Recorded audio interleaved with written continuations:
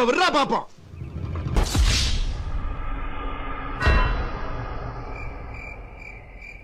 Health is வெல்த்னு சொல்லுவாங்க. ஆனா அந்த ஹெல்த்தை பாதுகாக்கிறதுக்கு உங்க வெல்த்தை நீங்க குறைக்கணுமா? இந்தியால நிறைய பேர் அவங்க மெடிக்கல் எக்ஸ்பென்சஸ்க்கு கை காசு போட்டு தான் செலவு பண்றாங்க.